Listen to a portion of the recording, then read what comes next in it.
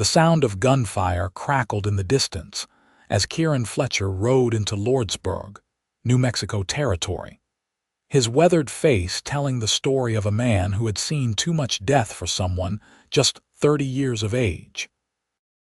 The year was 1883, and the promise of a new life after the Civil War had turned to dust for many, including Kieran.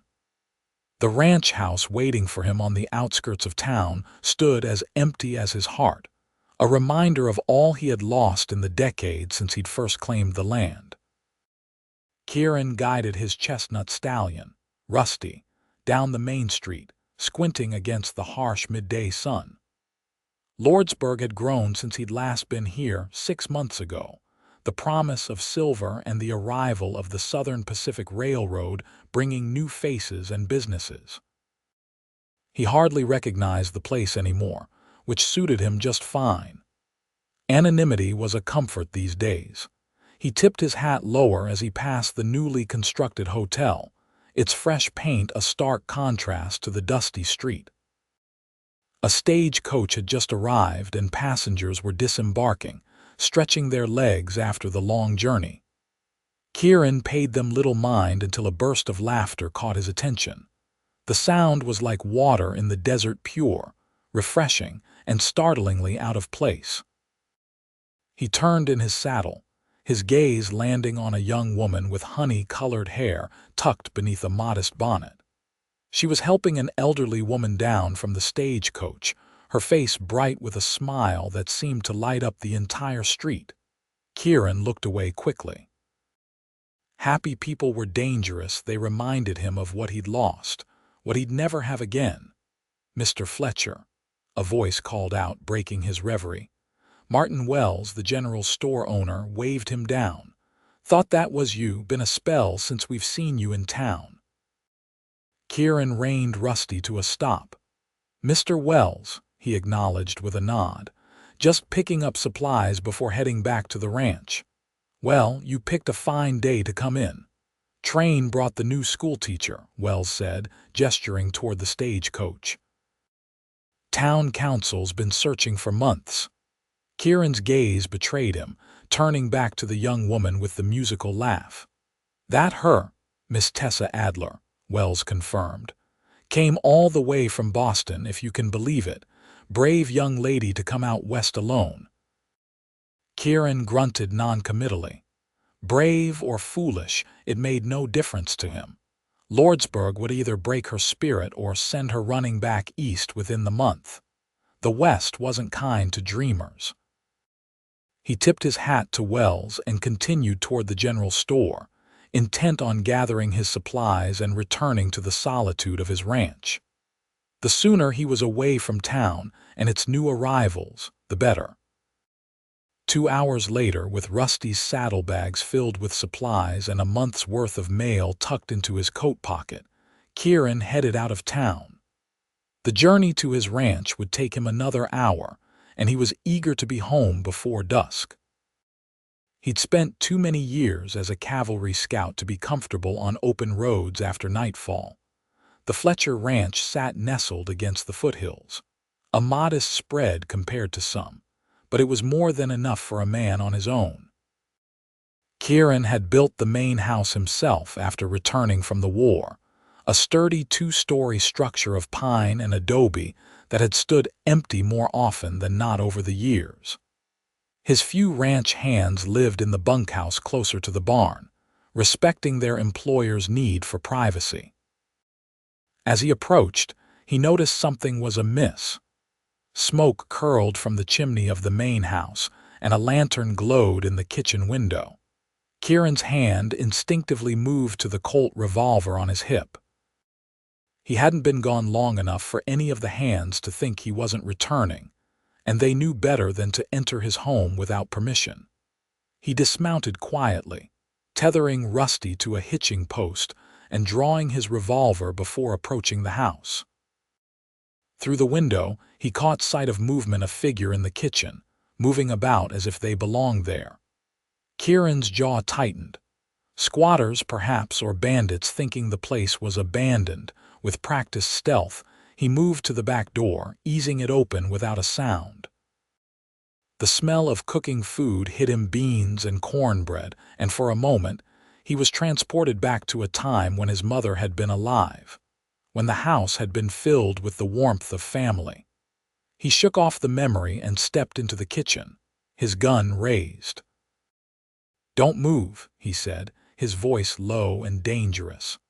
A startled gasp answered him, and the figure at the stove turned, revealing the honey-haired woman from town, the schoolteacher. Her blue eyes widened with alarm, a wooden spoon clutched in her hand like a weapon. "Mr. Fletcher?" she asked, her voice surprisingly steady despite the gun pointed at her. Kieran lowered his weapon slightly, confusion etched across his face. "How do you know my name? And what the hell are you doing in my house?" Tessa Adler's initial fear gave way to indignation. "I was told this was to be my lodging," she said, straightening her posture. "The town council arranged it. I have a letter."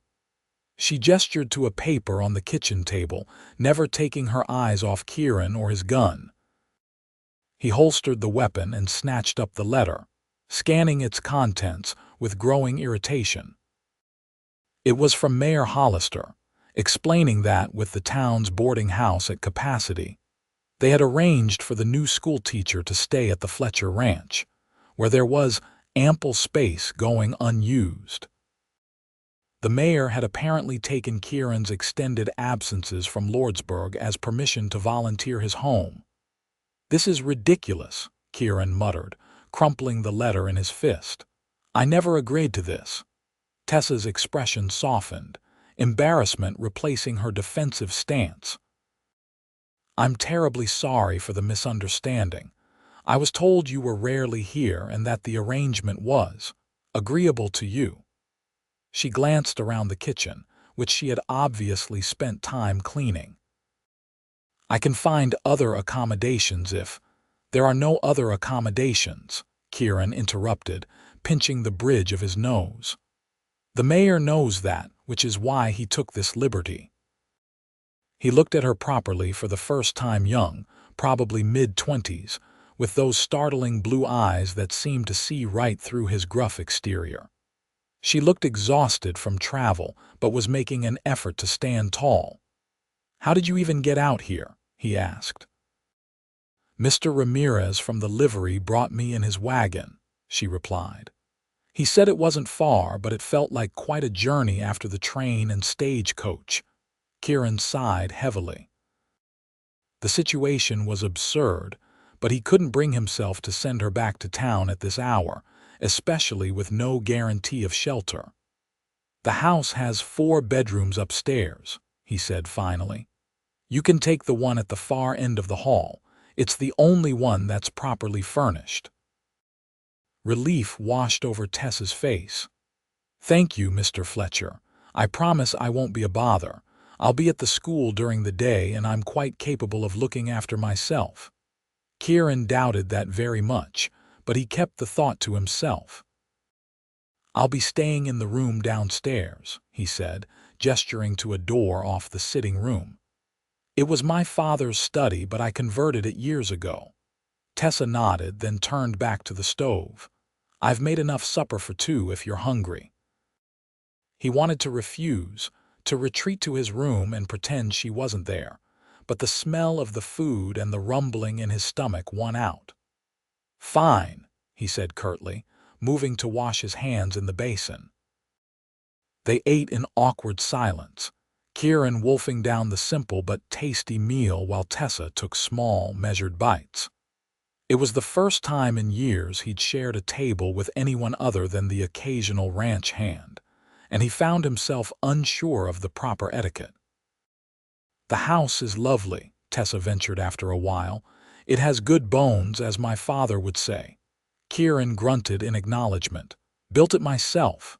"For your family?" she asked, then immediately regretted it when his face darkened.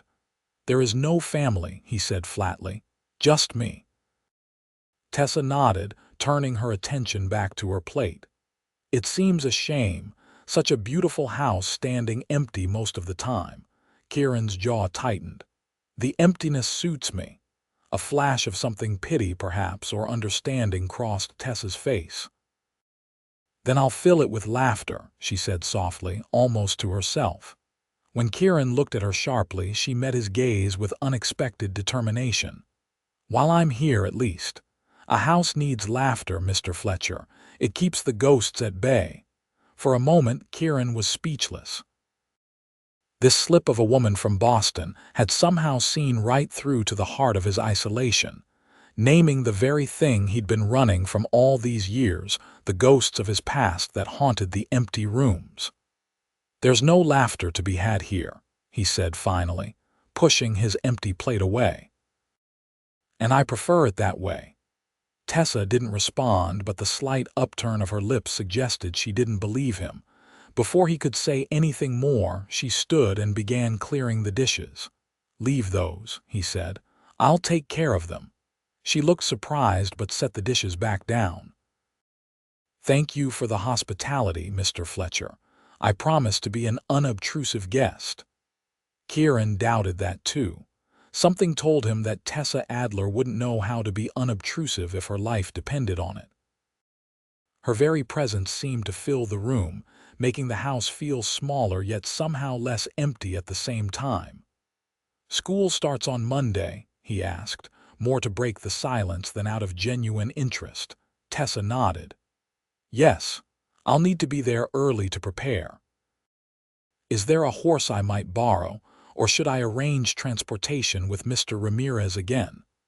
"There's a gentle mare in the stable you can use," Kieran replied. "I'll have one of the hands saddle her for you in the morning." "That's very kind," Tessa said, genuine gratitude in her voice. "I haven't much experience riding, but I'm a quick learner." Kieran almost smiled at that. Almost. "You'll need to be out here." After finishing the dishes, Kieran showed Tessa to her room upstairs, carrying her trunk as if it weighed nothing. The room had been his mother's sewing room once, converted to a guest bedroom that had never seen a guest. It was simple but comfortable, with a bed, a dresser, and a small writing desk near the window. "The washroom is at the end of the hall," he said, setting down her trunk. "There's a pump in the kitchen for fresh water." Tessa stood in the middle of the room, looking around with appreciation. "It's perfect, thank you." She turned to face him, her expression earnest. "I truly am sorry for the imposition, Mr. Fletcher. If the arrangement becomes too uncomfortable for you, please say so. I can insist the town council find an alternative." Kieran waved away her concern. "It's fine. I'm not here much anyway." The lie came easily. In truth, he spent most of his time at the ranch, but the thought of sharing his space with this vibrant, talkative woman was already making him consider spending more time on the range with his cattle. "Good night, Mr. Fletcher," she said as he turned to leave. "Kieran," he corrected, surprising himself. "If we're sharing a house, might as well use my given name." She smiled, the warmth of it reaching her eyes. "Good night, Kieran. I'm Tessa, as you know." He nodded once, then left, closing the door behind him. As he descended the stairs, he could hear her moving about, unpacking her belongings. The house already felt different, warmer somehow, despite the cooling night air. Kieran retreated to his room, closing the door firmly as if to shut out the changes happening under his roof. He had a feeling that his life was about to be turned upside down, and there wasn't a damn thing he could do about it. Morning came with the sound of birdsong and the distant lowing of cattle. For a moment, Kieran forgot about his unexpected house guest, rolling out of bed with the sun as he always did. It wasn't until he stepped into the kitchen and found a pot of coffee already brewing that reality came crashing back. Tessa stood at the stove, her honey-colored hair pulled back in a simple braid, wearing a plain blue dress that somehow made her eyes look even more striking. She turned at the sound of his footsteps, offering a bright smile. "Good morning. I hope you don't mind, but I took the liberty of starting breakfast. I'm an early riser, and I thought it was the least I could do after your kindness." Kieran blinked, momentarily thrown by the domestic scene before him. "You don't need to cook for me." "I know," she replied, turning back to flip a pancake with practiced ease. "But I enjoy cooking, and it seems silly to prepare meals for just myself when there are two of us in the house." He wanted to argue but couldn't find a logical reason to refuse. Instead, he poured himself a cup of coffee and took a seat at the table, watching as she moved about his kitchen as if she belonged there. "I met your ranch hands," Tessa said conversationally. "Mr. Ramirez and Mr. Sullivan. They were quite helpful in showing me where everything was kept." Kieran frowned. "Eduardo and Sean aren't usually here this early." Tessa laughed, the sound as bright and unexpected as it had been in town. "The sun was barely up when I came downstairs. I think they were surprised to see a woman in your kitchen." No doubt they were, Kieran thought. His hands were discreet, but he could only imagine the speculation that would be running through their minds and soon through the entire town. "They're saddling Daisy for you," he said, changing the subject. "She's gentle, but you'll still need to be firm with her." Tessa nodded, bringing a plate of pancakes to the table. "I appreciate that. I've been reading about horsemanship, but I suspect practical experience will be quite different from theory." Kieran watched as she served him before taking her own seat. The pancakes were golden and perfect, made with cornmeal and a hint of something sweet. Despite himself, he was impressed. "These are good," he admitted after taking a bite. Tessa beamed as if he'd paid her the highest compliment. "Thank you. My mother taught me to cook when I was young. She always said the way to a person's heart was through their stomach." Kieran nearly choked on his coffee. If she noticed his discomfort at the mention of hearts, she gave no indication, continuing to eat her breakfast with obvious enjoyment. "Will you be working with the cattle today?" she asked after a moment. He nodded, grateful for the shift in conversation. "We're moving them to the north pasture. The grass is better there this time of year." "That sounds fascinating. I've never seen a cattle drive, even a small one." "It's work, not a spectacle," Kieran said, more gruffly than he intended. If his tone bothered her, Tessa didn't show it. "All work is fascinating when it's new to the observer," she replied mildly. "I expect many of my students will find my teaching methods equally novel." Kieran looked at her more closely. "Why did you come out here? Boston must have plenty of schools." Tessa's expression grew thoughtful. "It does, but I wanted something different, something more meaningful, I suppose. In Boston, I would have been one of hundreds of teachers. Here, I can make a real difference." "Lordsburg is a rough town," Kieran warned. "The children won't be like the ones you taught back east." "Good," Tessa said with unexpected vehemence. "Children should be allowed to be children, not little adults in training." "I found the Boston approach to education stifling." Kieran raised an eyebrow. Perhaps there was more to this woman than he'd first thought. "You might be in for a shock nonetheless. Some of these kids have never set foot in a schoolroom." Tessa's eyes lit up with the challenge. "Then I shall have the privilege of introducing them to the joys of learning." Despite his better judgment, Kieran found himself intrigued by her enthusiasm. "And if they don't share your appreciation for these joys, then I'll find other ways to engage them," she replied confidently. "Every child wants to learn. It's simply a matter of discovering what ignites their curiosity." Kieran finished his breakfast in silence, mulling over her words. He'd known teachers before, mostly stern, humorless men who ruled their classrooms with iron fists and switches. Tessa Adler seemed cut from entirely different cloth, and he wasn't sure if Lordsburg was ready for her approach. "I should get to work," he said, standing and taking his plate to the sink. "Eduardo will show you the way to town. The road can be confusing for newcomers." Tessa nodded, rising to clear her own place. "Thank you. What time should I expect to return? I wouldn't want to inconvenience your men by keeping them waiting." "They won't wait," Kieran said bluntly. "They have work to do. I'll come for you myself around 4. Surprise flickered across her face. "That's very kind, but surely you have more important matters to attend to." "It's on my way," he lied. In truth, the school was in the opposite direction from where he'd be working, but the thought of her trying to find her way back to the ranch alone bothered him more than he cared to admit. "Then I appreciate it," Tessa said, clearly seeing through his falsehood but gracious enough not to call him on it. "I'll be ready." Kieran nodded and headed for the door, eager to escape the unfamiliar domestic atmosphere that had descended over his home. He paused with his hand on the doorknob, looking back at Tessa as she washed the dishes, humming softly to herself. "Miss Adler," he said, causing her to turn. "Tessa, be careful in town. Not everyone will welcome a new schoolteacher with open arms." Her smile dimmed slightly, but determination flashed in her eyes. "I'm well aware, Kieran. This isn't my first challenge, though perhaps it's my most daunting." The smile returned, brighter than before, "but I've never been one to back down from a fight worth having."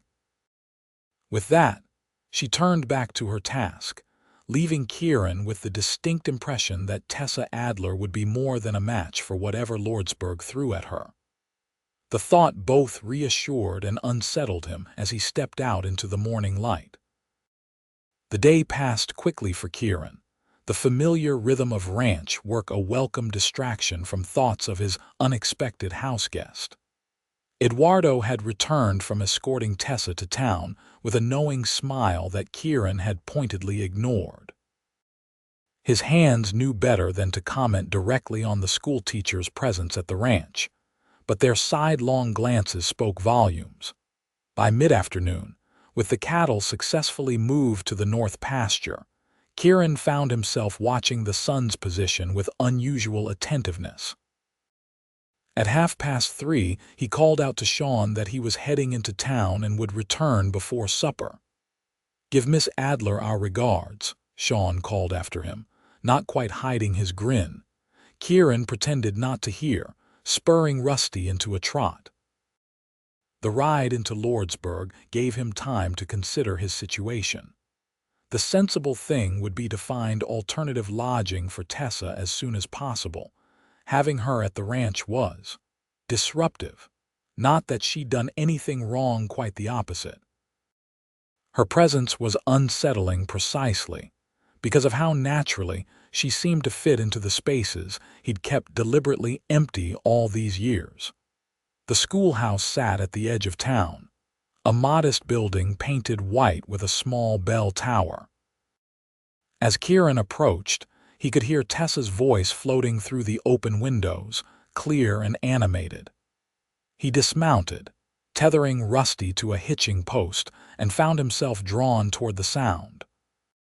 Through the window, he could see her moving about the classroom, gesturing enthusiastically as she spoke to a group of adults' parents, most likely curious about the new teacher.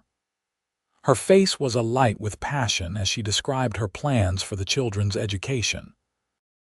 "Reading and arithmetic are essential, of course," she was saying, "but I also believe in teaching practical skills that will serve them throughout their lives. The boys will learn basic carpentry and animal husbandry, and the girls will study not just household management but also accounting and business principles." A murmur ran through the assembled parents, some looking skeptical, others intrigued. A burly man with a thick mustache stood up, his expression stern. "Miss Adler, we need our children to help with farming and ranching." "Book learning is all well and good for city folk, but out here, Mr. Donovan," Tessa interrupted gently, "I couldn't agree more about the importance of practical work. That's precisely why I want to incorporate those skills into our curriculum. But imagine how much more effective your son would be if he could calculate crop yields or read about new farming techniques. Education doesn't replace hard work, it enhances it." The man blinked, clearly unprepared for her response. After a moment's consideration, he nodded slowly and sat back down.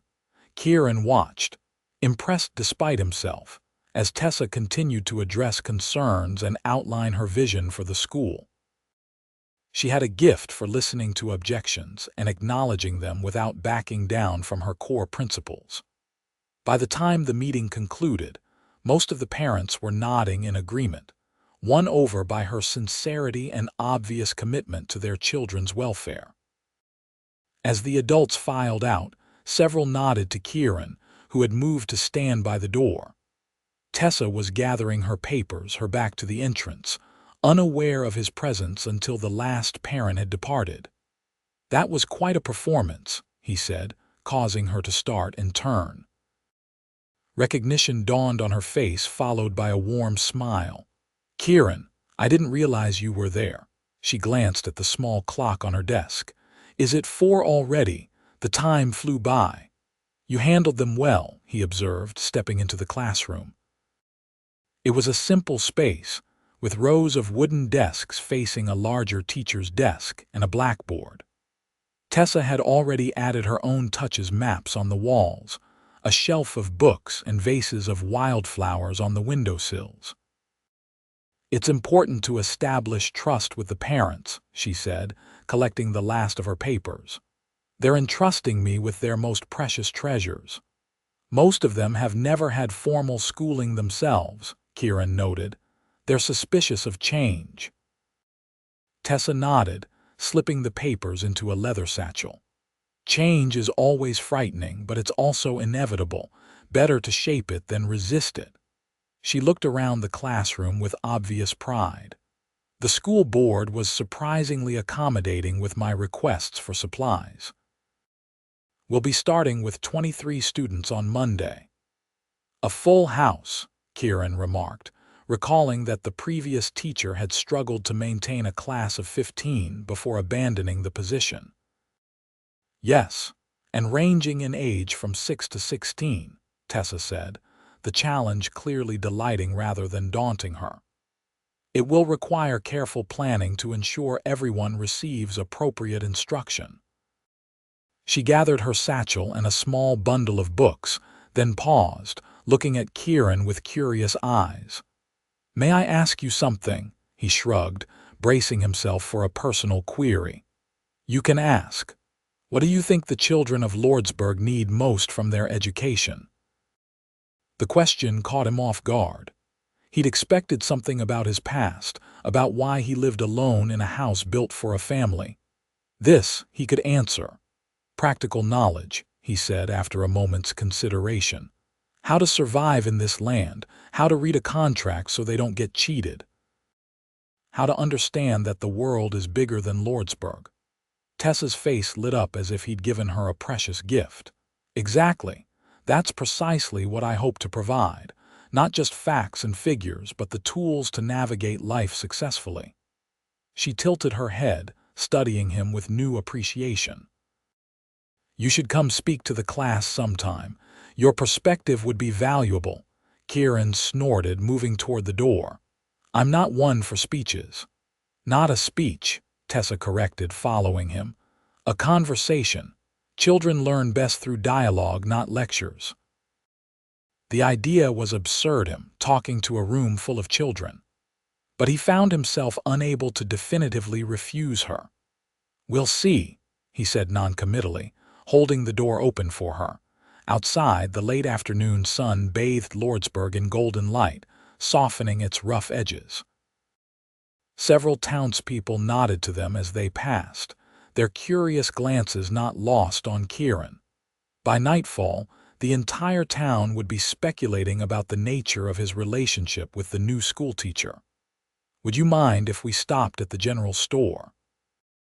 Tessa asked as they walked toward where Rusty was tethered.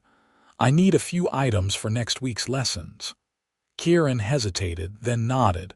"Make it quick. I'd like to be home before dark." The general store was busy with late-day shoppers, and their entrance caused a momentary lull in conversation before the buzz resumed.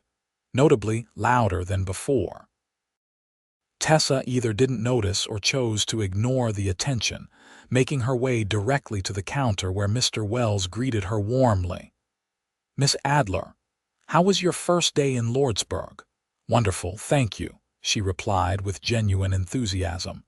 "Everyone has been most welcoming." Wells' eyes flicked to Kieran, then back to Tessa, his expression carefully neutral. "I hear you're staying out at the Fletcher ranch, finding everything comfortable, I hope." "Very much so," Tessa assured him. "Mr. Fletcher has been a gracious host." Behind them, someone snickered, and Kieran turned sharply, fixing a cold stare on a group of cowboys near the door. They sobered quickly, suddenly very interested in the merchandise on nearby shelves.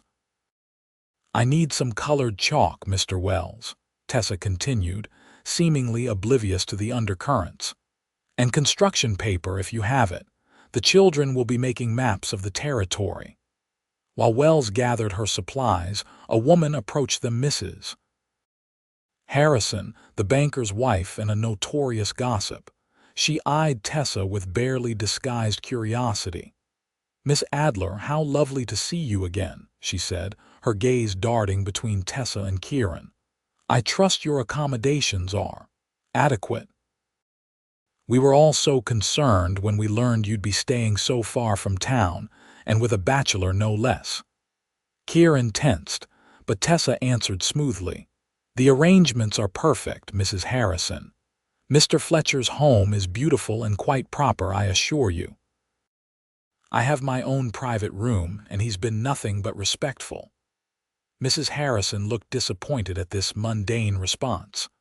"Well, if you ever feel the need for more suitable company, my home is always open to you."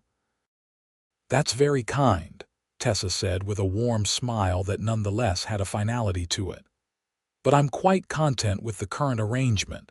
Now, if you'll excuse me, I shouldn't keep Mr. Fletcher waiting." She paid for her supplies quickly and rejoined Kieran, who was waiting impatiently by the door. As they stepped outside, he couldn't help remarking, "You handled the old buzzard well." Tessa laughed softly. "Mrs. Harrison means well, I'm sure. Small towns run on gossip, it's their lifeblood." "And we've just given them plenty to talk about," Kieran said grimly as they reached Rusty. "Let them talk," Tessa replied with a shrug. "Those who matter will judge us by our actions, not rumors." Kieran helped her mount behind him, acutely aware of her arms around his waist as they set off for the ranch. The ride back was quiet, the setting sun painting the landscape in fiery hues. Tessa occasionally commented on the beauty of the terrain, her voice close to his ear, but otherwise seemed content with the silence. At the ranch, Eduardo and Sean were finishing their day's work, leading horses into the stables as Kieran and Tessa arrived. Both men touched their hats respectfully to Tessa, their eyes carefully avoiding Kieran's warning glare. "I thought I might make stew for supper," Tessa said as they entered the house. "I noticed a ham bone in the cold box that would make an excellent base." Kieran wanted to object, to maintain some semblance of separation between them, but his stomach growled at the mention of stew. "Fine," he said instead. "I need to check the ledgers anyway." He retreated to his room, spreading the ranch accounts on his desk in a bid for normalcy. But as the smell of cooking food filled the house, accompanied by Tessa's soft humming from the kitchen, Kieran found it increasingly difficult to focus on the columns of figures before him. This wasn't how he'd lived for years in a house filled with warmth and the sounds of another person moving about. Even when his hands occasionally took meals in the main house during roundup, it was a temporary arrangement, not this domesticity. By the time Tessa called him to supper, Kieran had managed to convince himself that the situation was merely a temporary inconvenience. The town would surely find alternative accommodations for her soon. This unusual arrangement couldn't possibly last. The stew was delicious, rich with vegetables and tender meat. They ate in companionable silence for a while before Tessa spoke. "I hope my presence isn't too disruptive to your routine," she said, as if reading his earlier thoughts. "I've always been an early riser and prefer to keep busy, but I'll try not to disturb you." Kieran looked up from his bowl, studying her earnest expression. "It's your routine that concerns me," he said finally. "Living out here away from town, it could affect how people view you." Tessa considered this, stirring her stew thoughtfully. "You mean they might question my reputation?" He nodded, uncomfortable with the directness of the conversation but unwilling to dance around the issue. "A single woman living with a man who isn't her relation. People will talk." "People always talk," she replied with a small smile. "When I decided to come west alone, half of Boston was scandalized. When I chose teaching over marriage to a banker's son, you'd have thought I'd committed treason." Her eyes met his, steady and clear. "I've never been overly concerned with others' opinions of my choices, Kieran. What matters is that I know my own mind and heart." Her candor was both refreshing and disconcerting. In his experience, women were rarely so forthright about such matters. "Besides," she continued, breaking a piece of cornbread, "the arrangement is temporary as I understand it. Once the new boarding house is completed, I'll move there." Kieran nodded, ignoring the unexpected twinge of something at the thought of her departure. Relief, he told himself firmly. It would be a relief to have his empty house back. "How long have you lived here?" Tessa asked, changing the subject. "Built the house in '68, right after the war," he replied. "The land was cheap then. Nobody wanted to settle this far from town. You fought in the Civil War?" she asked, her expression softening. Kieran nodded curtly, not wanting to discuss those years. "Union cavalry, came west afterward like a lot of men." Tessa seemed to sense his reluctance to elaborate. "The house is beautifully constructed. You have a real talent for carpentry." The conversation drifted to safer topics: the ranch, the upcoming school year, books they'd both read. Despite himself, Kieran found Tessa easy to talk to, her intelligence and lack of pretension drawing him out more than he'd intended. After supper, she insisted on cleaning up alone, shooing him toward the sitting room. "You worked all day. Go rest." Kieran rarely used the sitting room, preferring his bedroom or the porch for quiet evenings, but he found himself settling into the old armchair his father had favored. The room felt different somehow. The lamps seemed brighter, the air less stale. He realized Tessa must have cleaned in here too, dusting the neglected shelves and plumping the faded cushions. When she joined him, carrying 2 cups of tea, she paused in the doorway, a pleased expression crossing her face. "I hoped you might use this room. It's much too nice to sit empty." Kieran accepted the tea with murmured thanks, watching as she settled on the sofa opposite him, a book in her hand. "What are you reading?" he asked, more out of politeness than curiosity. She held up the volume, The Adventures of Tom Sawyer by Mark Twain. "Have you read it? It's marvelous, full of boyhood adventures and mischief. I thought it might give me insight into some of my more spirited students." "Haven't read much fiction," Kieran admitted. His own reading was mostly practical farming journals, newspapers, the occasional history.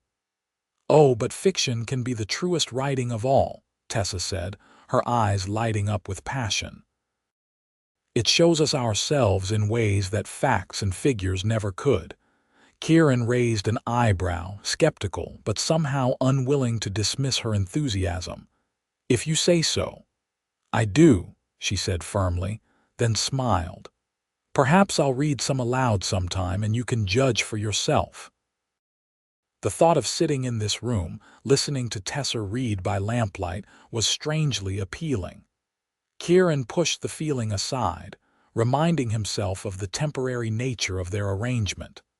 "I should turn in," he said, rising abruptly. Dawn comes early. Tessa nodded, not seeming offended by his sudden withdrawal. Of course. Thank you again for your hospitality, Kieran. He paused at the door, looking back at her curled up with her book, the lamplight gilding her honey-colored hair. For a fleeting moment, he could almost imagine this as a regular evening at home, with companionship instead of solitude. "Good night, Tessa," he said, his voice rougher than he intended.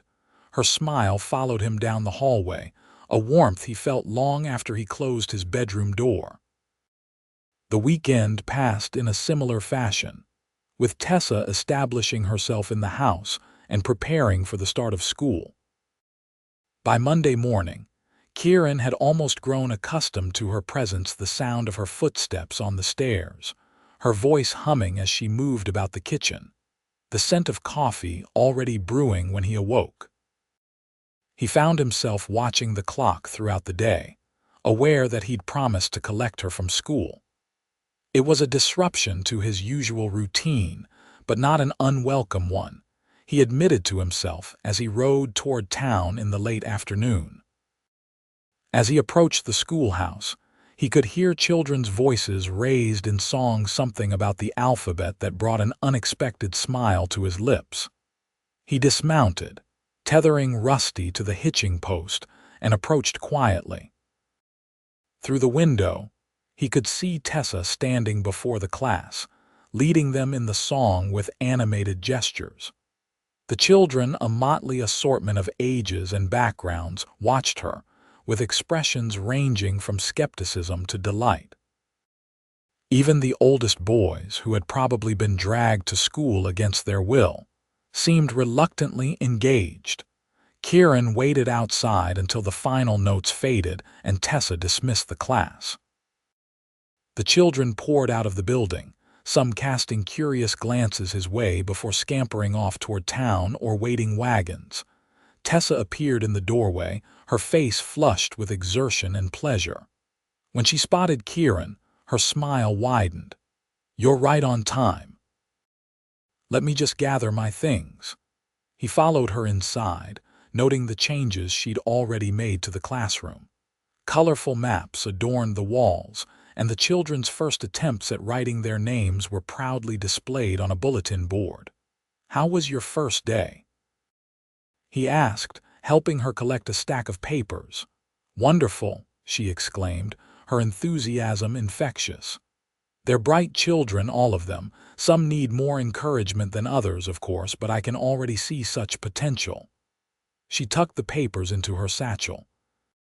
"Miguel Rodriguez has a remarkable head for numbers, and little Sarah Jenkins, do you know her family? She's already reading at a level well beyond her years." Kieran nodded, recognizing the names of local families. "The Jenkins run the dry goods store. Hard workers." "It shows in their daughter," Tessa said, gathering the last of her belongings. "And the Ramirez boys, are they related to your ranch hand?" "Eduardo's nephews," Kieran confirmed. "Their father works the silver mine." Tessa's face clouded briefly. "Yes, Carlos and Louis mentioned that. They're worried about him, said there was an accident last month." "Cave-in," Kieran said grimly. 3 men injured, including their father. The mining company's safety record is questionable." "That's putting it mildly, from what I've heard," Tessa replied, her jaw set in a way that suggested she had strong opinions on the matter. "The children shouldn't have to worry about whether their fathers will come home." Kieran was surprised by her fervor. Most Eastern women he'd encountered seemed oblivious to the harsh realities of Western labor. "The mine provides most of the jobs in Lordsburg," he pointed out. "Without it, many families would starve."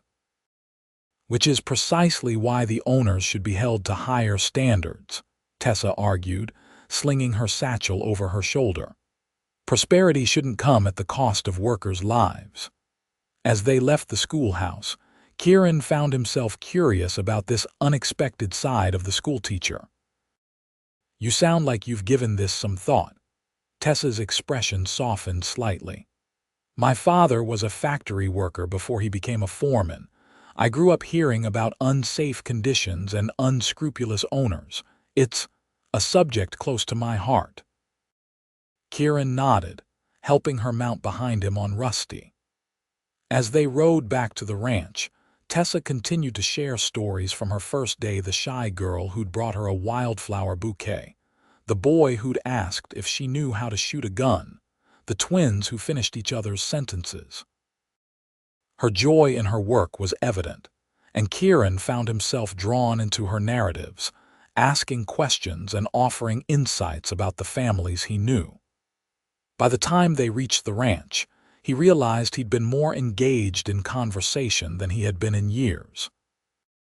The pattern continued through the week.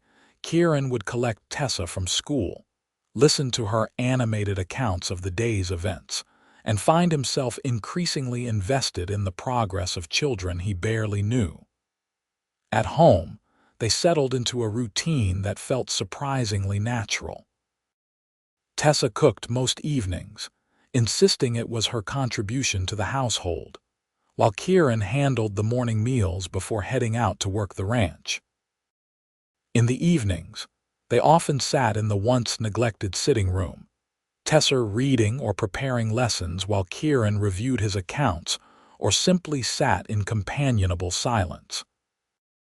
Occasionally, true to her word, she would read aloud from one of her book's passages that made him chuckle despite himself, or ponder long after she'd closed the pages for the night.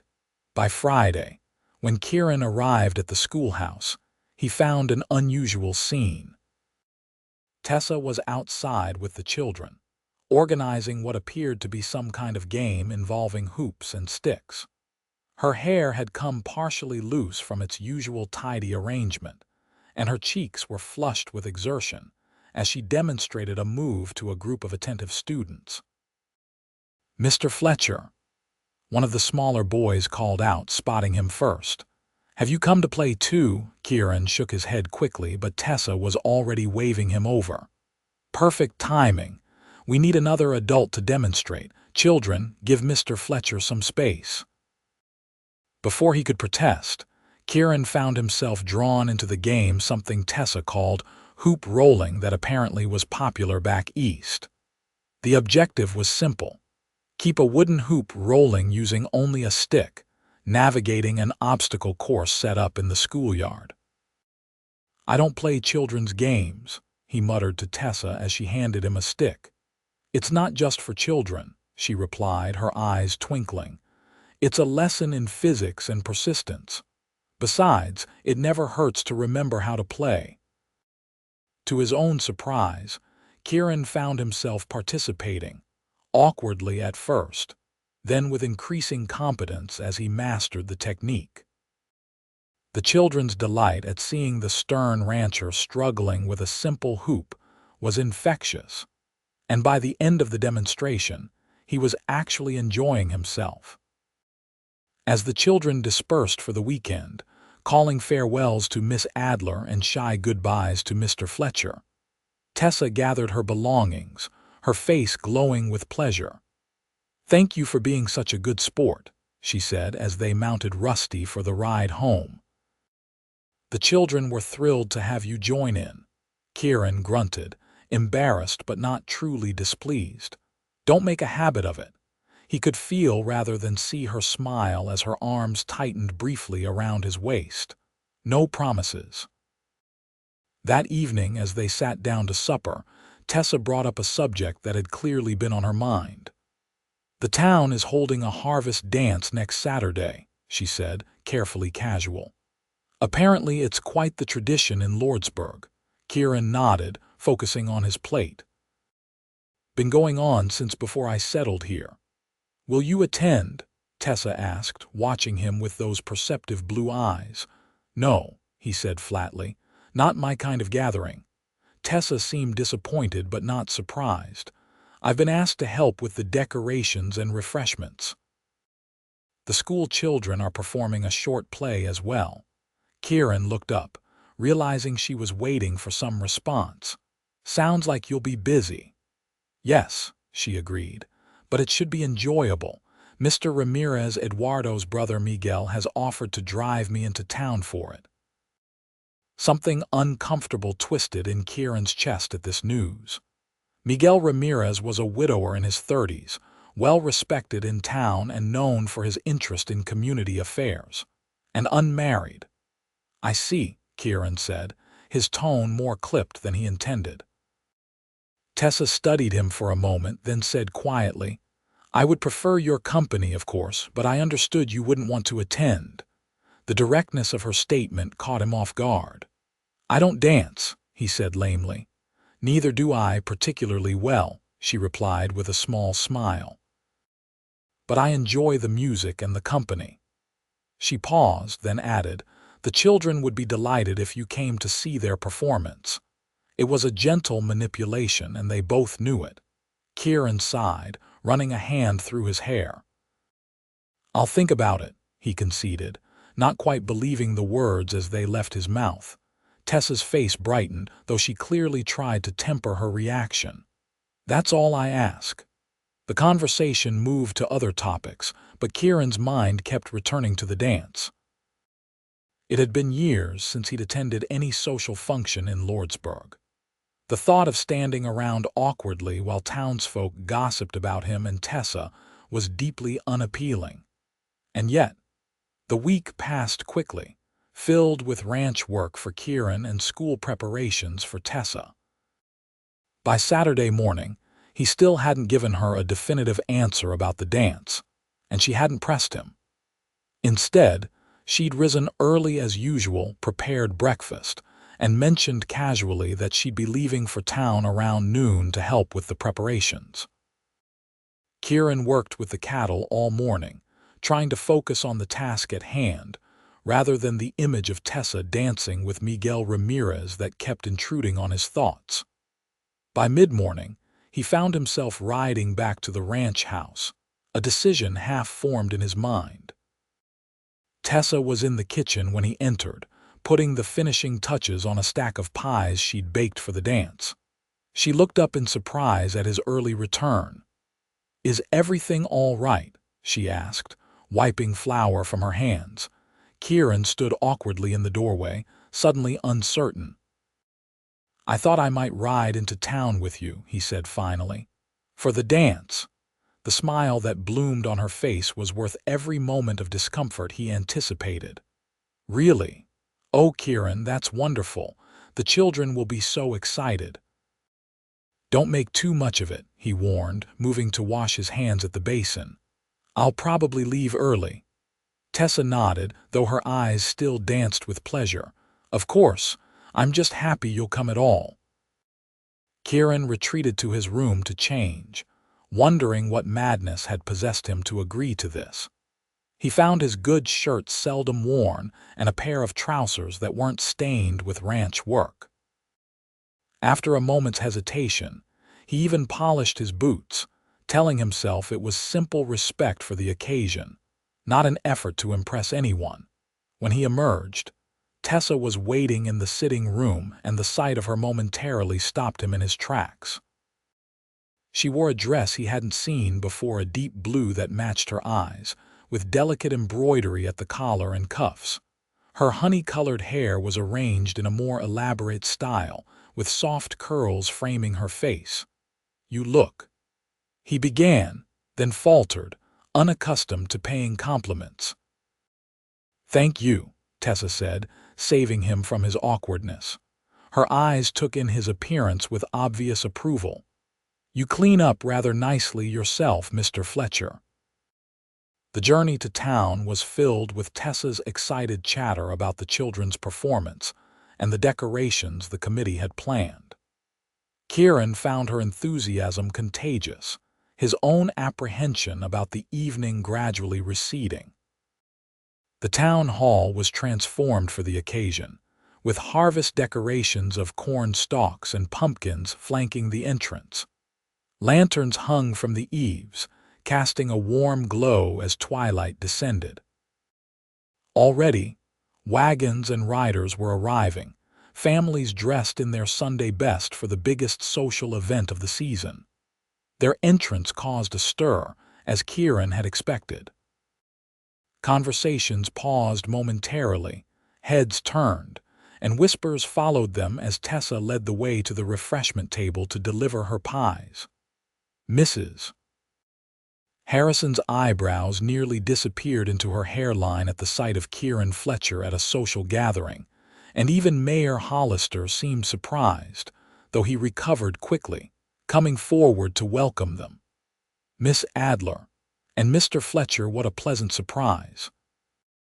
We don't often see you at town functions. Kieran nodded stiffly. The schoolteacher was persuasive. Tessa laughed, the sound drawing smiles from those nearby. I merely mentioned that the children would appreciate his support for their performance. The mayor chuckled, clearly delighted by this unexpected development. Well, whatever the reason, we're glad to have you both.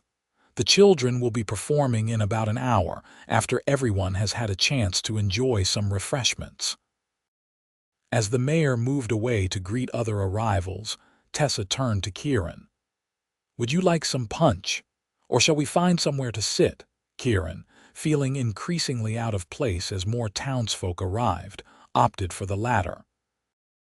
They found seats near the makeshift stage where the children would perform, slightly removed from the main crush of people. From this vantage point, Kieran could observe without being the center of attention. Tessa was soon drawn into conversation with parents and other community members, her natural warmth and charm evident as she greeted each person by name, inquiring after family members and farm conditions with genuine interest. Kieran watched her, struck by how effortlessly she had integrated herself into Lordsburg society in just a few weeks. She's something special, that schoolteacher of yours. The voice beside him belonged to Eduardo Ramirez, who had approached without Kieran noticing. The ranch hand stood with a cup of punch in his hand, his expression knowing. She's not my schoolteacher, Kieran responded automatically. Eduardo chuckled. If you say so, Jeef, but half the men in town would give their right arm to be in your boots, living under the same roof as Miss Adler. Kieran scowled. It's a temporary arrangement, and entirely proper. Of course, Eduardo agreed, though his eyes twinkled with amusement. My brother Miguel thinks very highly of her, you know. He mentioned he might call on her once the new boarding house is finished. The information shouldn't have bothered Kieran. After all, Tessa was free to receive callers from whomever she pleased. And yet, the thought of Miguel Ramirez sitting in his sitting room, enjoying Tessa's company and laughter, sent an unexpected surge of possessiveness through him. Your brother should focus on his own affairs, Kieran said, more sharply than he intended. Eduardo's eyebrows rose, but he wisely changed the subject. The cattle in the north pasture are looking good. Another month and they'll be ready for market. The conversation shifted to safer topics: ranch business, the weather, the price of beef. But Kieran's attention kept drifting to Tessa, now surrounded by a group of children eager to show her their best clothes and tell her about their family's contributions to the harvest celebration. The music began shortly thereafter, a local string band setting up in one corner and launching into a lively tune. Couples took to the floor, from elderly pairs who had clearly danced together for decades to giggling youngsters just learning the steps. Kieran tensed as Miguel Ramirez approached Tessa, bowing slightly and extending his hand in invitation. She glanced over at Kieran, a question in her eyes that he couldn't quite interpret, before accepting Miguel's hand and allowing herself to be led onto the dance floor. They made an attractive pair, Kieran had to admit. Miguel was tall and well-built, with the Ramirez family's good looks and easy charm. He guided Tessa through the steps with practiced ease, making her laugh when she missed a turn. You could cut in, you know, Eduardo said, still at Kieran's side. My brother would understand. Kieran shook his head firmly. I told you I don't dance. Eduardo shrugged. Sometimes, Jeef, a man has to do things he doesn't like to get what he wants. Before Kieran could respond to this cryptic statement, Eduardo had moved away, leaving him to his thoughts and the increasingly uncomfortable sight of Tessa dancing with one partner after another as the evening progressed. Relief came in the form of the children's performance. Tessa gathered her students, flushed and excited, arranging them on the small stage with the patience of a saint. The play was a simple harvest tale, with the children portraying farmers, animals, and even weather elements in handmade costumes that clearly bore Tessa's creative touch. Despite his general discomfort with the evening, Kieran found himself engaged by the performance, particularly when he recognized individual children from Tessa's stories, shy Sarah Jenkins as a bold-voiced wind, the Ramirez boys as clever crows, Miguel's serious daughter as the harvest goddess. Throughout the performance, Tessa stood to one side, mouthing the words along with the children, her face alight with pride and joy. Occasionally, her gaze would find Kieran's in the audience, sharing her delight with him in a way that felt strangely intimate amidst the crowded room. When the play concluded to enthusiastic applause, the children took their bows, beaming with accomplishment. Several ran directly to Tessa, seeking her approval, which she gave freely, kneeling to their level to offer hugs and praise. As the music resumed and the dance floor filled once more, Kieran found himself approached by an unexpected figure, little Sarah Jenkins, her wind costume now discarded but her cheeks still flushed with excitement. "Did you like our play, Mr. Fletcher?" she asked, her voice barely audible above the music.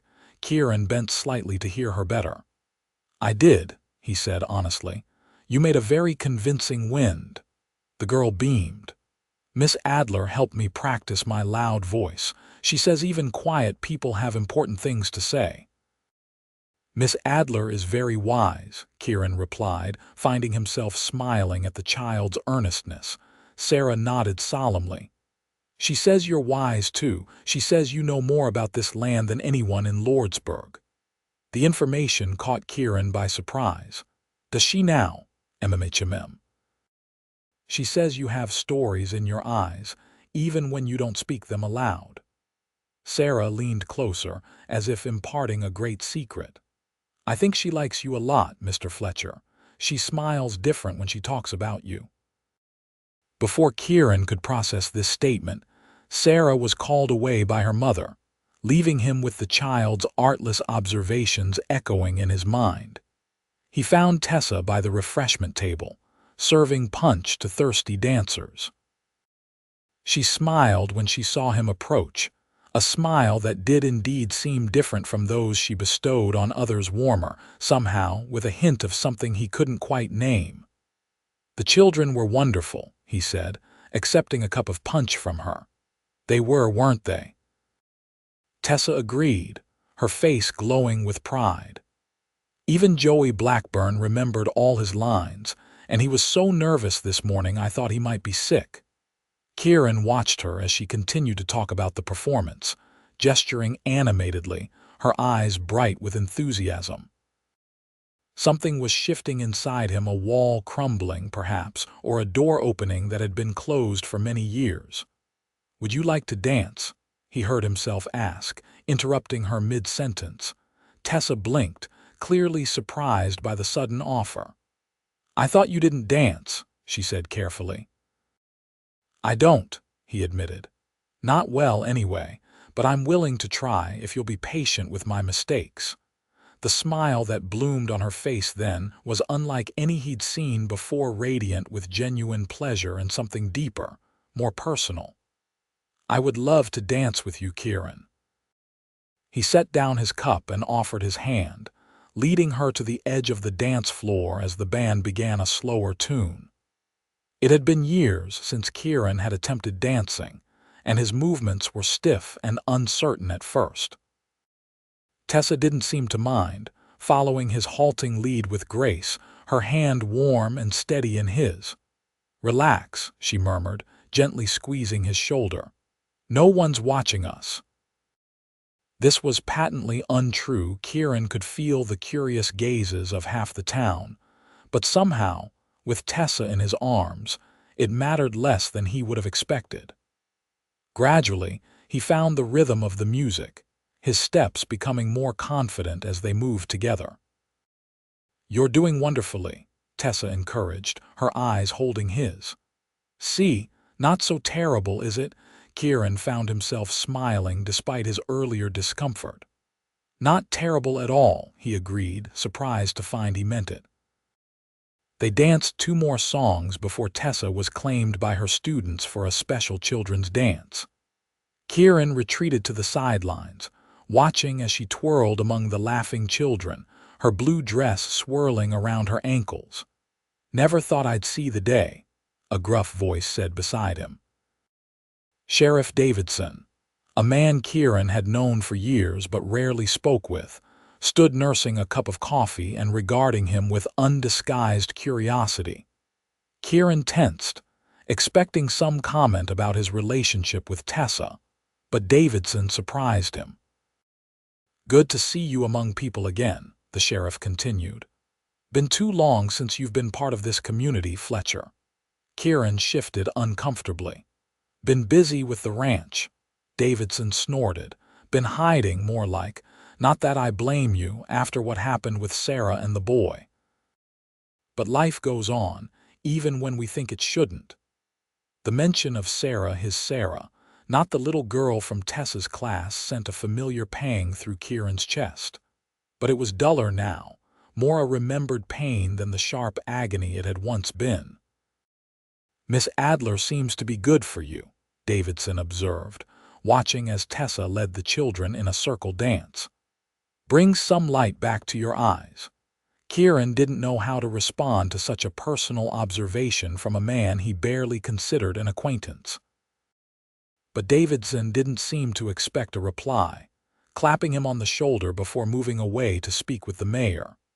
The evening wore on, with Tessa dividing her time between her students, conversations with parents and town officials, and to Kieran's private satisfaction, more dances with him. By the time the band played their final number, Kieran found himself surprisingly reluctant for the evening to end. They rode home in the moonlight, Tessa seated behind him on Rusty, her arms comfortably around his waist. The night was clear and cool, stars scattered across the sky like diamond dust. "Thank you for coming tonight," Tessa said softly, her voice close to his ear. "It meant so much to the children, and to me." Kieran nodded, finding it easier to speak honestly in the darkness, with her face behind him rather than before him. "I enjoyed it more than I expected to." "High praise indeed," Tessa teased, her laugh a warm puff of breath against his neck. "Perhaps we've discovered a hidden sociable streak in the reclusive Mr. Fletcher." "Don't count on it," he warned, though without real heat. "Once a season is my limit for town dances." Tessa's arms tightened briefly around him. "Once is enough if it's memorable." They rode in comfortable silence for a while, the only sounds the steady rhythm of Rusty's hooves and the night chorus of crickets and distant coyotes. Kieran found himself acutely aware of Tessa's presence, the warmth of her body against his back, the subtle scent of her hair, the trust implicit in the way she held on to him. It had been so long since he'd allowed himself to feel anything beyond the basic necessities of survival. For years after Sarah and their son had died in childbirth, he'd existed rather than lived, going through the motions of ranching, eating, sleeping, with no real connection to the world around him or the people in it. Tessa had changed that, subtly at first, then with increasing impact. Her presence in his house, her laughter, her conversations, her quiet companionship in the evenings had awakened something he'd thought long dead. The realization was both exhilarating and terrifying. As they approached the ranch, the house dark and waiting, Kieran found himself slowing Rusty's pace, reluctant to end this moment between them. "It's beautiful out here," Tessa murmured, gazing at the moonlit landscape. "So different from Boston, I never tire of the vastness of it all."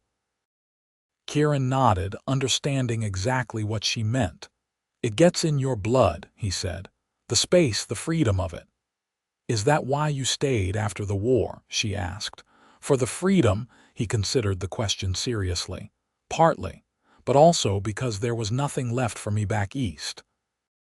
My parents were gone, and the farm I grew up on had been sold to pay debts. Out here, a man could start fresh, become whoever he wanted to be." "And who did you want to be, Kieran Fletcher?" Tessa's question was gentle but direct. He was silent for a long moment, weighing his answer. "Someone who mattered," he said finally. "Someone who built something lasting." They had reached the house, and Kieran dismounted, helping Tessa down from Rusty's back. In the moonlight, her face was luminous, her eyes searching his. "You've succeeded then," she said softly. "Your ranch, your home, they're a testament to your vision and hard work." Kieran shook his head slightly. "A ranch without family to inherit it is just land and buildings.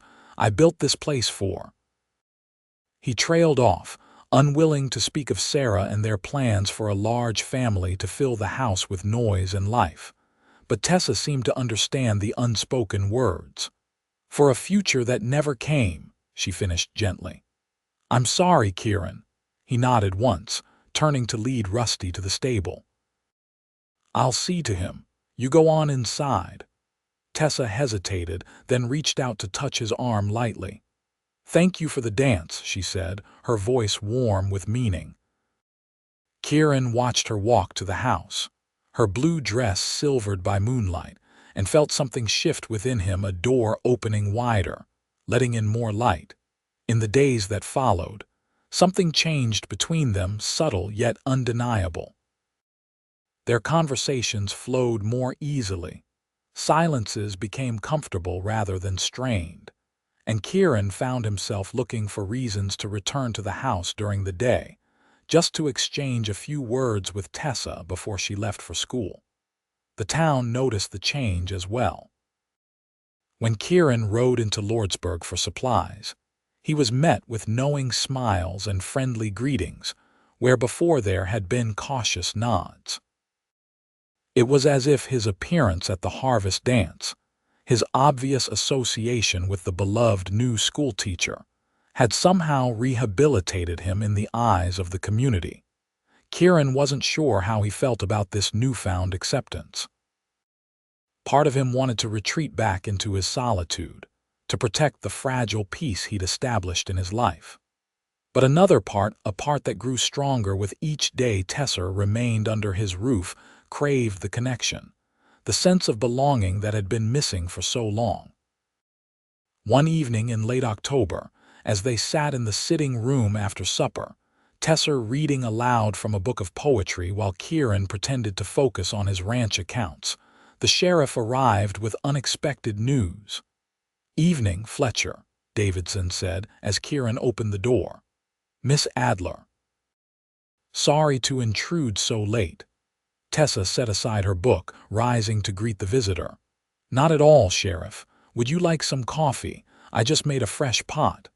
Davidson removed his hat, nodding gratefully. "That would be welcome, thank you." Once they were settled with steaming cups, the sheriff got to the point of his visit. "The town council met today. The new boarding house is completed, ahead of schedule." Kieran felt a cold weight settle in his stomach. He'd known this day would come, of course had reminded himself repeatedly of the temporary nature of their arrangement, but somehow the reality of it hit harder than expected. "Oh," Tessa said, her expression a mixture of surprise and something less easily defined. "That's very efficient of them." Davidson nodded, his eyes moving between the two of them with shrewd assessment. "Mayor Hollister asked me to inform you that a room is ready whenever you wish to move, Miss Adler. No rush, of course, but it's available from tomorrow if you're inclined."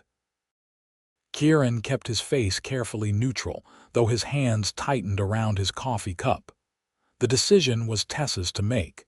He had no claim on her, no right to influence her choice. "That's very kind," Tessa said, her voice measured.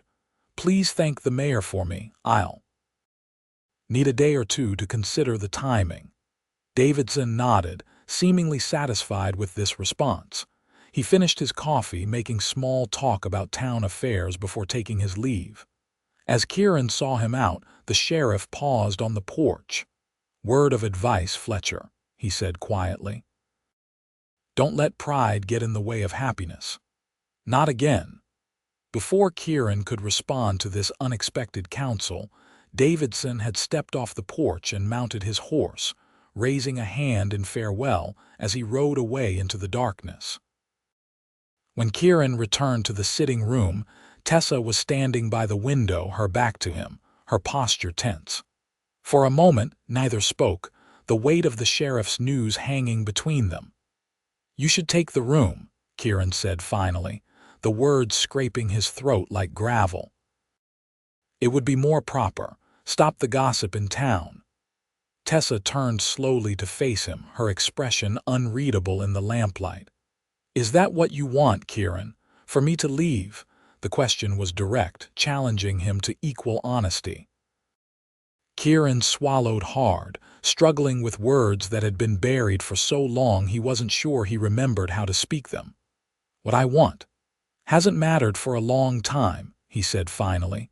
Tessa took a step toward him, her eyes never leaving his face. "It matters to me."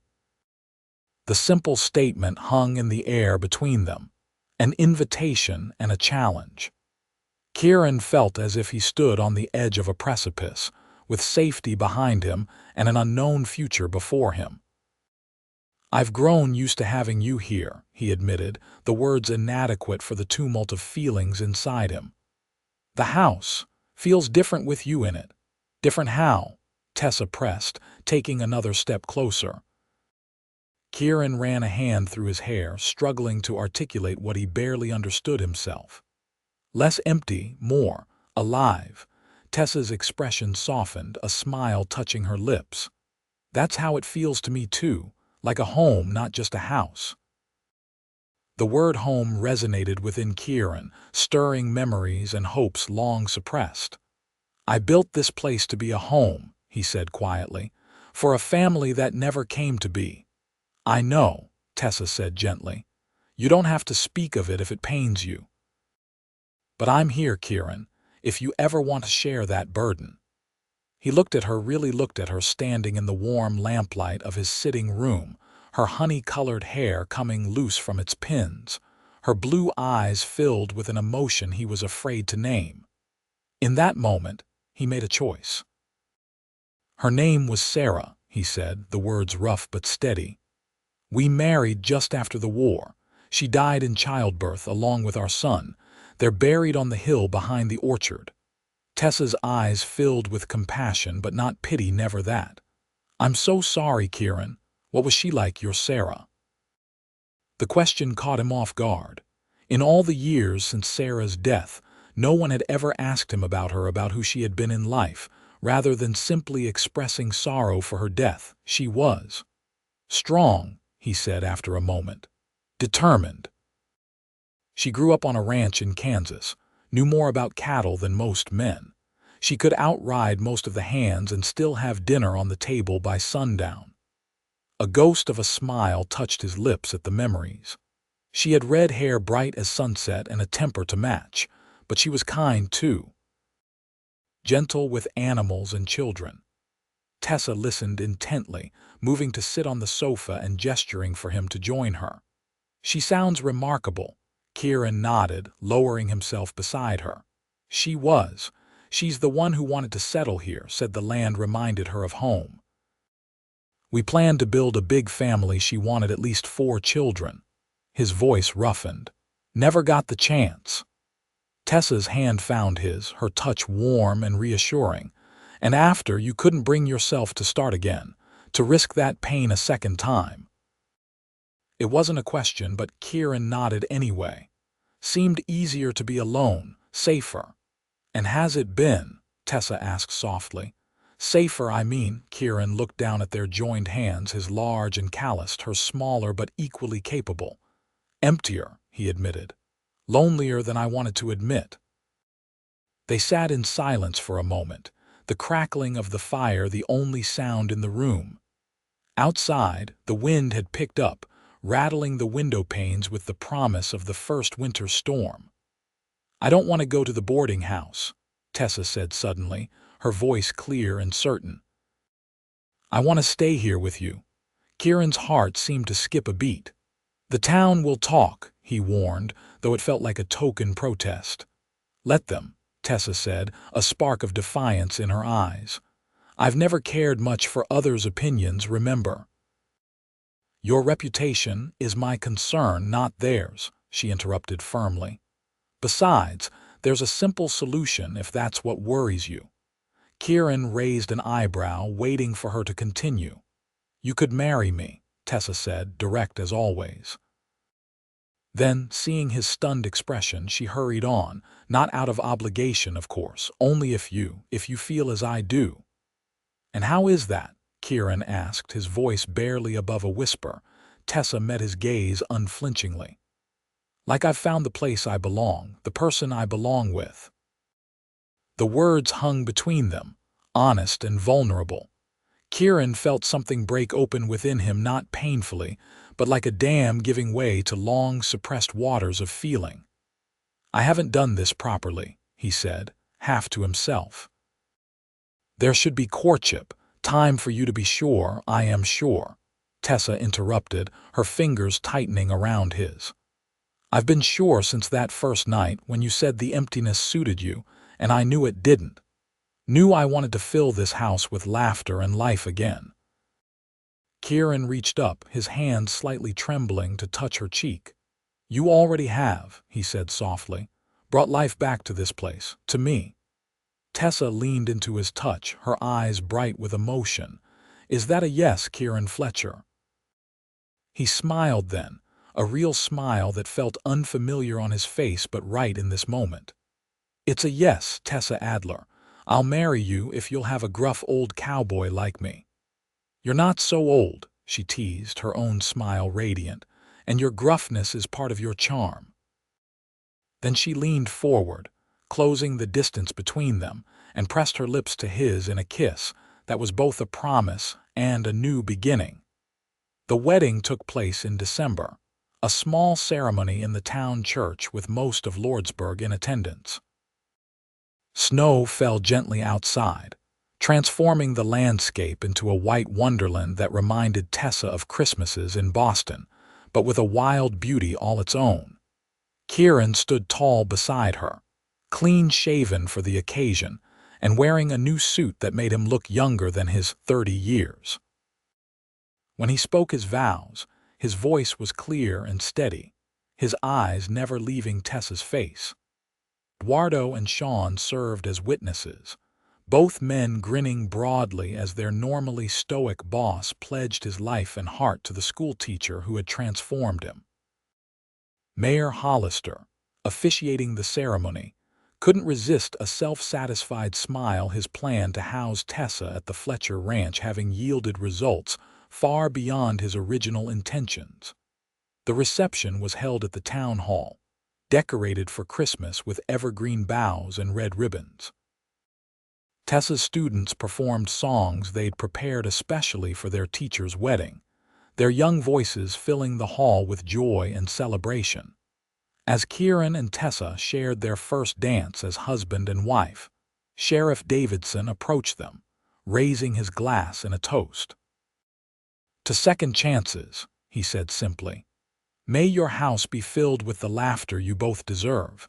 Kieran nodded, drawing Tessa closer as they moved across the floor. "It already is," he said, the words meant only for her. "You've brought more happiness into my life in a few months than I thought possible." Tessa's eyes shone with emotion. "This is just the beginning, Kieran. We have a lifetime ahead of us." Later that night, as they rode back to the ranch, their home through the gently falling snow, Tessa nestled against Kieran's chest in the sleigh Eduardo had decorated with bells and ribbons for the occasion. The landscape was hushed and beautiful, the world made new by the pristine blanket of white. "Happy?" Kieran asked, pressing a kiss to the top of her head. Tessa looked up at him, her face glowing with love. "More than I can say. And you?" Kieran smiled, the expression now coming more naturally to him. "I never thought I'd have this again, a wife, a future. You've given me back something I thought was lost forever." "Hope," Tessa said softly. "That's what love is in the end. The hope of tomorrow shared with someone who matters more than anything." As they approached the house windows glowing with welcome light, smoke curling from the chimney where Eduardo had built a fire before leaving for town, Kieran felt a sense of rightness, of completion. The empty spaces that had echoed with absence for so long were filled now with Tessa's presence, her spirit, her laughter. "Welcome home, Mrs. Fletcher," he said as he helped her down from the sleigh. Tessa's smile was radiant as she stood before the house they would share, her hand warm in his. "Home," she repeated, the sweetest word in any language. They moved toward the house together, stepping through the doorway into their future, a future bright with promise, with love, and with the laughter that had brought them together. 5 years later, the Fletcher ranch was transformed. The house that had once stood mostly empty now bustled with life and activity. The sound of children's laughter filled the rooms that Kieran had built with such hope so many years before. On a warm spring morning, Kieran stood on the porch, watching as Tessa led their 3-year-old twins, Sarah and James, through the garden they had planted together. The boy, sturdy and serious like his father, carefully watered each seedling under his mother's guidance, while Sarah, with her mother's honey-colored hair and adventurous spirit, raced ahead to examine a butterfly resting on a fence post. Inside, their youngest 6-month-old Emma napped peacefully in the cradle Kieran had carved during the long winter evenings, Tessa reading aloud beside the fire while he worked the wood with careful hands. The ranch had prospered along with their family. With Tessa's encouragement, Kieran had expanded their operations, adding sheep to their cattle and establishing one of the territory's most successful breeding programs. The once modest homestead now employed a dozen hands year-round, with more during roundup season. But the greatest change was in Kieran himself. The solitary, grief-hardened man who had once embraced emptiness had given way to a husband and father whose laugh came easily and often. He still had quiet moments, times when memories of his first wife and lost son would surface. But Tessa had taught him that remembering could be a form of honoring rather than a reopening of wounds. They had visited Sarah's grave together after their wedding, Tessa bringing wildflowers to place beside the simple marker. She had stood respectfully as Kieran spoke quietly to the woman he had loved first, telling her of his new happiness, his conviction that she would have approved of Tessa and the life they were building. "She's part of who you are," Tessa had said afterward, her hand steady in his. "Part of what made you the man I love. I would never ask you to forget her." That acceptance, that generosity of spirit, was just one of the countless reasons Kieran thanked Providence daily for bringing Tessa into his life. "Papa, Papa," James called now, running toward him with excitement. "Come see. The sunflowers are growing." Kieran scooped up his son, settling him on his shoulders for a better view of the world. "Are they now? Show me these mighty sunflowers of yours." Tessa looked up from where she knelt beside Sarah, her face glowing with health and happiness. The years had only enhanced her beauty, adding a depth and richness to her character that reflected in her expressive eyes. "They're determined little things," she said as Kieran approached with James, "just like their namesakes." The sunflowers had become a tradition planted each spring in memory of those who had gone before, yet symbolizing the new life and growth that continued. It had been Tessa's idea, her way of honoring Kieran's past while celebrating their present. "Mama says they reach for the sun because they're full of hope," Sarah announced, her small hands carefully patting soil around a seedling. "Like people." Kieran exchanged a smile with Tessa over their daughter's head. Trust Sarah to absorb her mother's philosophy along with her gardening lessons. "Your mama's a wise woman," he said, reaching down to stroke his daughter's hair. "Hope is what keeps us growing, reaching for better days. And love is what sustains us through the reaching," Tessa added, rising to stand beside him. She leaned against his free side, fitting perfectly under his arm as she always had. James, still perched on Kieran's shoulders, patted his father's head with sticky hands. "Papa, when will Eduardo bring the new foal to show us?" he promised. "After lunch," Kieran assured him, secretly delighting in his son's enthusiasm for the ranch operations. "If you and your sister help Mama set the table without squabbling." The twins exchanged a look that suggested this condition might prove challenging, but both nodded solemnly. "Race you to the house," Sarah challenged her brother, already taking off before the words were fully spoken. James wriggled to be set down, determined not to be outdone by his sister despite her head start. "Not fair," he called, his short legs pumping as he gave chase. Tessa laughed, watching them go. "They remind me of us sometimes, her impulsiveness, his determination." "Poor children," Kieran said with mock seriousness, "cursed with our worst traits." Tessa elbowed him gently in the ribs. "And blessed with our best ones too. Sarah has your gentleness with animals, and James has my love of books." They walked toward the house together, arms around each other, following in the wake of their children's energy. The gardens Tessa had established during her first spring at the ranch now bloomed in vibrant profusion, and the orchard Kieran had planted in those early, hopeful days was finally bearing fruit, the trees having matured along with his second chance at happiness. Inside, they found the twins already setting the table under the watchful eye of Maria, Eduardo's wife, who helped manage the household now that Tessa divided her time between family and the school. She still taught 3 days a week, having trained an assistant to handle the other days, unwilling to fully abandon the children of Lordsburg, who had first welcomed her to the community. Emma had awakened from her nap and was cooing happily in Maria's arms, her chubby hands reaching for her siblings as they darted around the table. "She wants to help too," Sarah declared, coming to tickle her baby sister's feet. "But she's too little for forks and knives." "Her job is to smile and grow," Tessa said, taking the baby from Maria with a grateful nod. "Just as your job was when you were small." "I was never that small," James said with the certainty only a 3-year-old could muster, eyeing his baby sister skeptically. "Oh, but you were," Kieran assured him, ruffling his son's dark hair. "Smaller even, if you can believe it, and with a mighty pair of lungs for such a tiny fellow." James considered this information with a furrowed brow, clearly trying to reconcile it with his self-image as a big, strong boy like his papa. As the family settled around the table for lunch, Kieran found himself pausing for a moment, taking in the scene before him.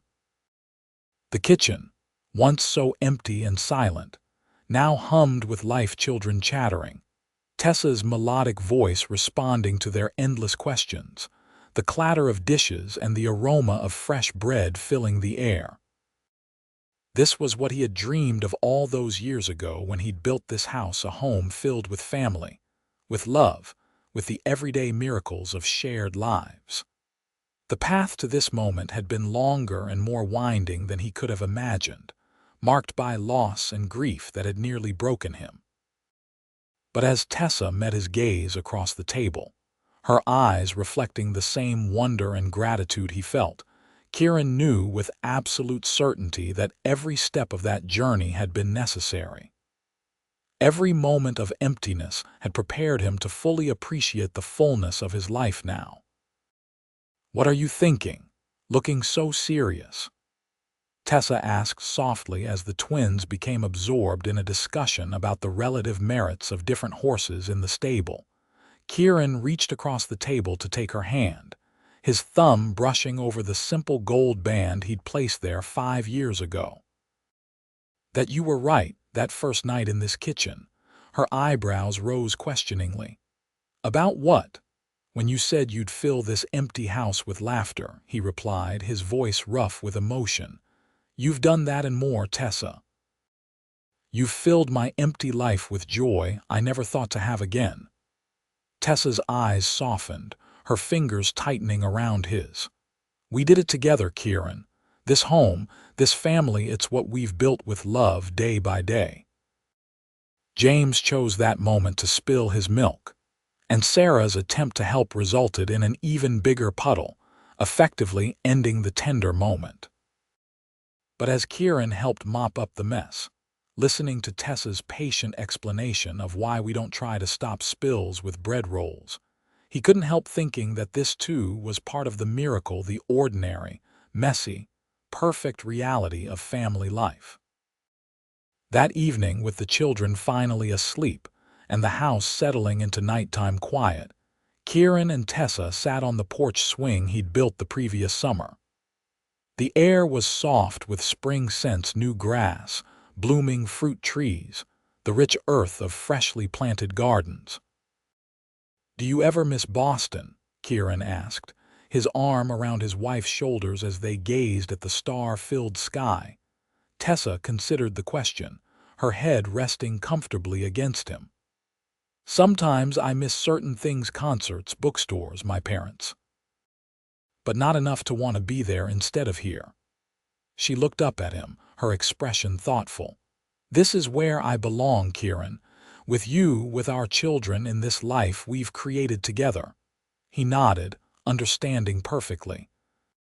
"I used to think I belonged to this land, that it was the only thing that would endure, that would matter after I was gone." "And now," Tessa prompted. "Now I know it's just the setting for what really matters," he said, gesturing toward the house where their children slept. "They're our legacy, Tessa. Them, and whatever good we've done for the people around us." Tessa smiled, reaching up to touch his face gently. "My philosophical cowboy, who would have thought that gruff man I met on my first day would harbor such deep thoughts?" Kieran caught her hand, pressing a kiss to her palm. "You saw through me from the beginning, knew there was more beneath the surface." "I saw a good man who had lost his way to joy," Tessa corrected. "And I knew somehow that we could find that path together." As if to punctuate her words, a burst of childish laughter drifted through an open window, one of the twins talking in their sleep, perhaps, or sharing a late-night joke with a sibling. Tessa's smile widened at the sound. "See, even in sleep, they fill this house with laughter." Kieran pulled her closer, gratitude overwhelming him for this woman who had seen possibility where he had seen only emptiness, who had brought laughter back into a house that had known too much silence. "I love you, Tessa Fletcher," he said simply, the words carrying the weight of all he felt but couldn't fully express. She reached up to kiss him, her lips warm and familiar against his. "And I love you, my cowboy with the no longer empty house." Above them, stars wheeled in the vast New Mexico sky, witnesses to the miracle of second chances, of empty spaces filled with love, of a house that had become, at last, the home it was always meant to be.